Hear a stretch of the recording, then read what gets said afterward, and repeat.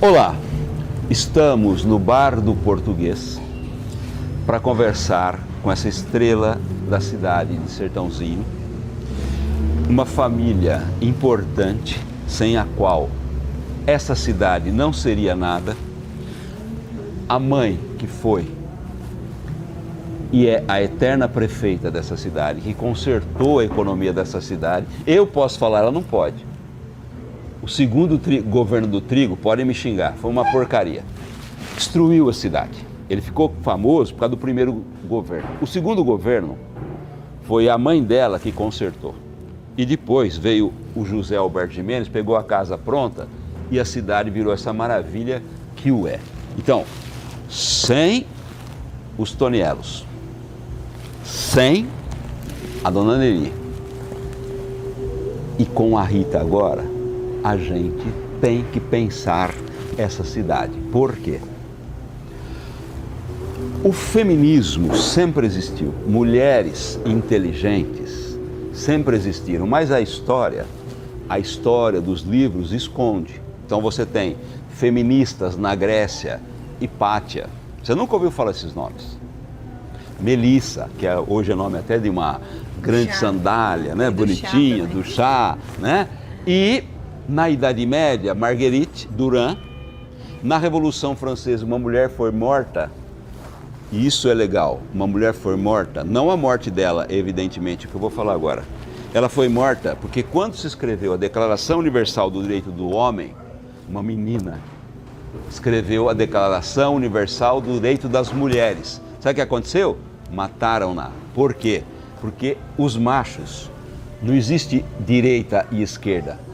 A direita é machista, a esquerda é machista. Então é importante ter uma mulher na política, porque ela vai levar questões que os machos fazem questão de esquecer. E é por isso que nós estamos conversando honrosamente com a doutora Rita Toniello. Olá, Rita. Boa noite. Seja bem-vinda. Obrigada pelo convite, parabéns aí pelo programa, obrigada ao Jota, as pessoas que nos assistem. Antes de começar a falar sobre um assunto que eu gosto muito, que é defesa da mulher, a qual eu atuei bastante lá quando eu fui vereadora e mesmo meus projetos sociais, eu vou ajustar aquela colocação que você fez sobre a minha mãe. Que talvez muita gente desconhece essa informação e muitos possam se informar nesse momento. Sertãozinho não tinha arrecadação que ele tem hoje, que tem 200 milhões no caixa e de bilhões de arrecadação, que hoje é um dos municípios mais ricos da cidade do interior. Sertãozinho está classificado em várias condições específicas, porque Sertãozinho tem uma condição financeiramente por causa da arrecadação do ICMS das usinas e da indústria e do comércio Sertãozinho. Quando a minha mãe foi prefeita, naquela época, com muito sacrifício, é a única até hoje, a arrecadação não vinha. Você sabe disso. Então teve quase uma intervenção do governo. Muita gente se esqueceu, né, do governo do estado, que na época era Mário Covas. Eles iam interditar a prefeitura porque estava endividada e devendo para funcionário, devendo para servidores. Sim. E devendo, e assim, não tinha dinheiro, gente, não tinha. Imagina você entrar numa prefeitura que não tinha nem como fazer nada. E quando eles entraram também, eles queimaram todos os arquivos, não tinha nem resquício de por onde começar, então zerou. O Zezinho Gimenez fala sempre pra mim, ele fala assim: a sua mãe me salvou, eu dei graças a Deus de ter perdido a eleição pra sua mãe. Um dia ele falou assim: sabe por que eu agradeço? Porque se não fosse ela arrumar, eu não conseguiria fazer um governo, não desmerecendo as outras pessoas, né? Todo mundo tem uma parte boa e uma ruim, então assim, mas acredito que ali foi um recomeço de um retrocesso que estava indo o Sertãozinho. Então ele estava indo para trás e reformulou. E assim, foi a primeira mulher, a única mulher. A gente é muito desqualificada às vezes, sabe, professor? Parece que não. Parece que hoje eu estava falando com um CEO, uma pessoa, e ele falou assim: às vezes as pessoas se incomodam pela sua maturidade, quando você faz uma colocação e um posicionamento que deveria ser feito por um gestor ou por uma pessoa assim. A gente não disputa com ninguém. Falei hoje também numa discussão com um homem que ele achava que eu estava disputando com ele. Eu falei assim: olha, eu nem consigo disputar com você em nada. Primeiro, que você é homem, eu sou mulher. Segundo, que eu jamais gostaria. Você tem o seu espaço, eu tenho o meu.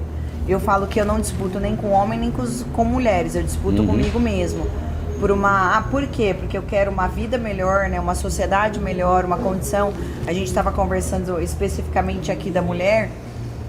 Eu vi um vídeo hoje que foram mortas mais de 16 mulheres. A gente hoje vai perder mais 6 pelo feminicídio. Todos, marido e mulher, mulheres novas, lindas. Vamos lembrar o caso da policial militar. A Gisele. Vamos lembrar também do caso da outra, que era da Guarda Civil, que defendia as mulheres. E é assustador defender as mulheres, porque muitas mulheres também não nos defendem. E isso pra mim é assustador. Porque eu defendo uma mulher me vendo na imagem do semelhante, assim como o Senhor vê a todos. Mas muita gente não vê, ele destrói a imagem, faz uma competição, faz uma história que não existe. E realmente a gente precisa ocupar nosso espaço. O nosso espaço na política, ele é nosso, ele não é de ninguém. Ele foi conquistado. Sabia que a lei da Maria da Penha, professor, você sabe por que a lei, né? Porque deu um tiro nela, na Maria da Penha, o marido dela, o ex, dormindo nas costas dela, e ela ficou tetraplégica. Sim. E aí, você sabia que depois de 40 anos agora, recentemente, ele entrou com processo de novo? Tentando reverter a história, humilhar ele. Olha o que um homem é capaz. Humilhar e falar que não existiu e que não foi assim que aconteceu o fato, que era para voltar a lei Maria da Penha, tentando com provas, sendo que ele tentou matar ela mais 2 vezes, eletrocutada, né, com eletros. Então, assim, gente, existiu isso. E agora, dias atrás, ele remanejou de novo, porque ele é vivo, depois de 40 anos de lei de Maria da Penha. Aí a gente para de entender nosso processo, que começaram naquelas mulheres queimadas nas fábricas. Sim, o 8 de março. 8 de março, uma revolução. Então, assim, quantas mulheres morreram por nós? E quantas ainda vão morrer para que a gente tenha acesso? Aí fala assim, por que mulher não entra na política? Eu faço essa pergunta para você, porque a minha coragem é para estimular você.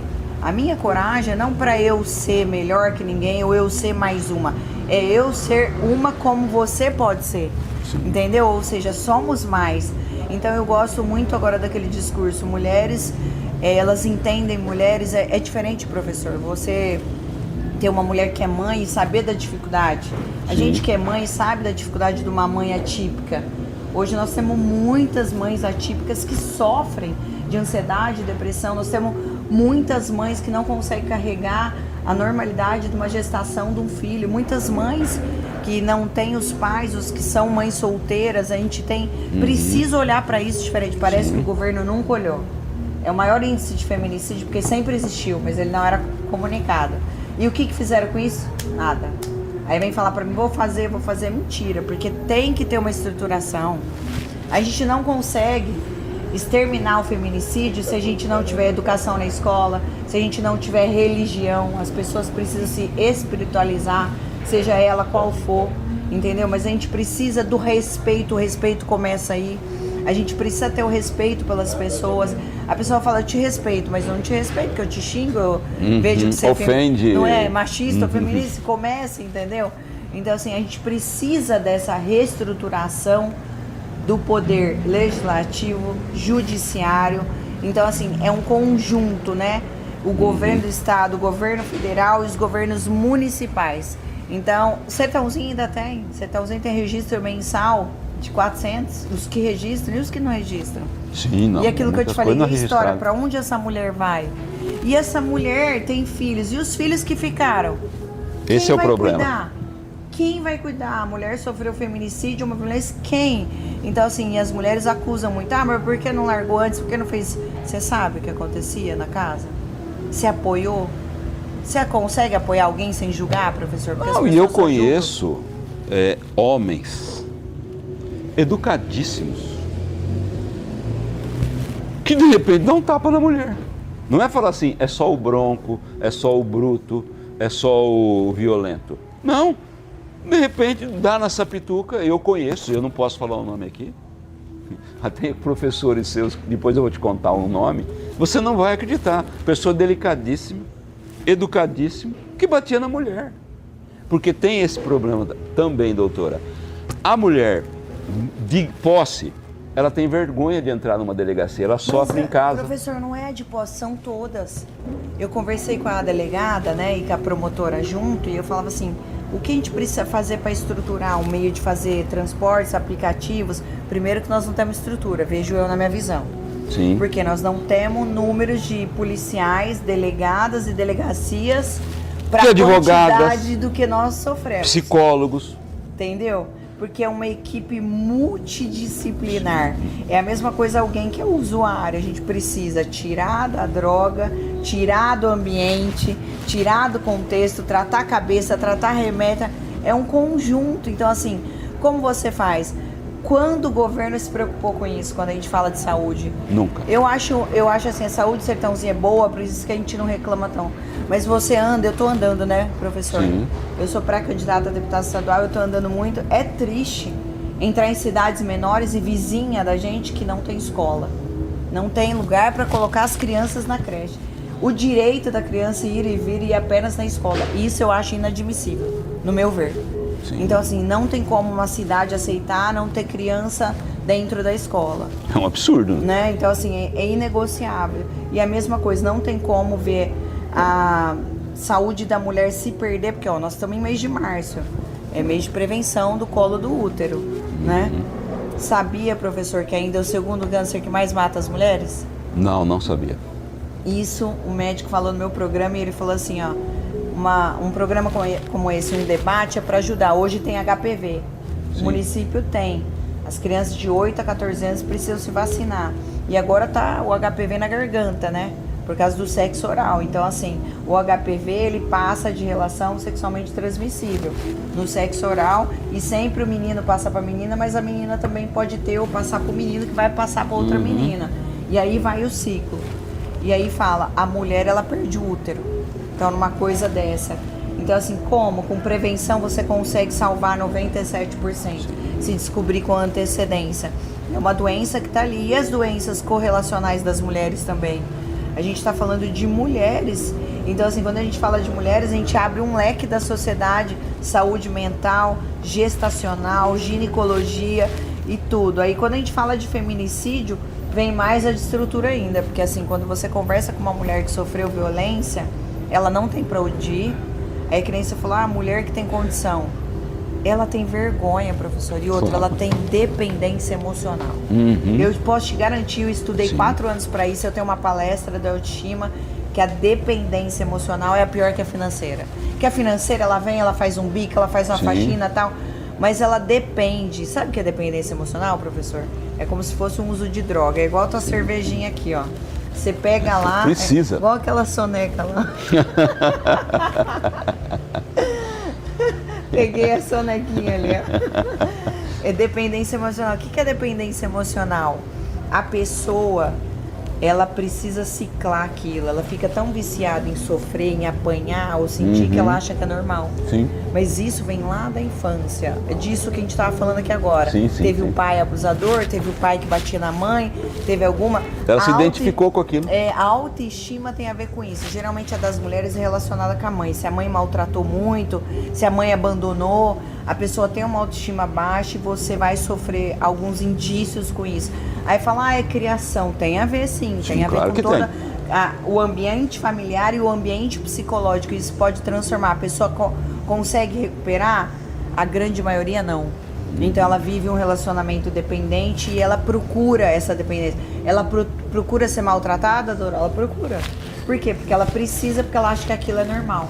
A hora que ela pega um contexto, um psicólogo, um terapeuta ou essa multifatorial, tira ela, você não é isso, você não precisa disso, ninguém precisa disso, você não tem isso. Muda o contexto, ou ela tem autoestima. O que é autoestima? É um amor próprio, né? O amor próprio é assim, ó, o outro não pode definir quem é você, né? Então, assim, ele não pode pôr a mão em mim. Isso é igual a gente ensina para as crianças, assim. Sim, não pode, não me toque. Porque o amor não é isso, né, professor? Então, é longe disso. Então, a partir do momento que você respeita, muda o contexto. Só que você tem que se respeitar. E a grande maioria das mulheres não se respeita. E aí elas querem pedir o respeito. É toda uma cultura de desrespeitar a mulher. Vou falar 2 coisas que eu achei muito tristes. Essa semana, no Rio de Janeiro, começou a ter o metrô rosa, só para mulher. Isso não é uma coisa para festejar, porque cai no que a doutora está falando. A mulher não pode entrar no metrô, ela tem que ter um metrô para ela, então ela não pode entrar numa universidade. As mulheres lutaram para poder estudar, porque não podiam. Não podia Nem frequentar votar, a escola. Professor, podia, né? Veja o retrocesso. Nem Uma se mulher eleger poderia. não podia Eu se vi eleger em 1932. 1900 e... A mulher não pode se eleger, a mulher não pode eleger-se, a mulher não pode votar, a mulher não pode... Olha que retrocesso no Rio de Janeiro. A mulher não pode entrar num metrô para ir trabalhar, porque um canalha, um retardado mental vai pôr a mão nela. E amanhã, dia 26, olha o absurdo, na Espanha, isso é para chocar, uma menina chamada Noeli entrou há 2 anos na justiça e conseguiu o direito de uma eutanásia. Para quem não sabe, eutanásia, um médico vai dar uma vacina para ela morrer. Uma injeção, obrigado. Não vacina, uma injeção. Idade da menina, 26 anos. Por que ela está fazendo isso?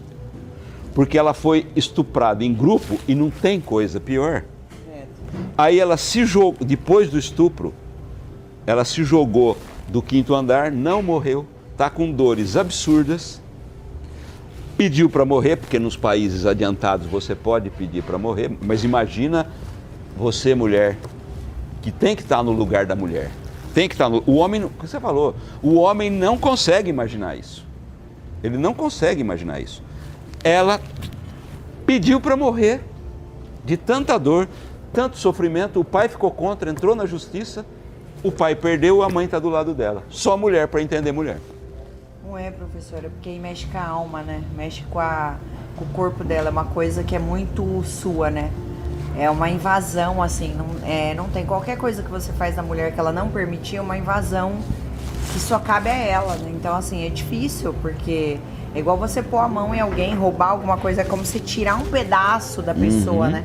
É inadmissível hoje quando a gente fala disso. Você falou dessa mulher, eu lembrei da Itália. A Itália saiu na frente, né? Já pôs prisão perpétua e agora ela lançou outra lei com a lei da mulher. Acabou de lançar, eu vi hoje, eu sigo muito a cidadania italiana, eu gosto muito. E eles têm uma visão muito diferente. E lá funciona, não é igual nesse país, né? Que tem medida protetiva e o cara te mata outra vez.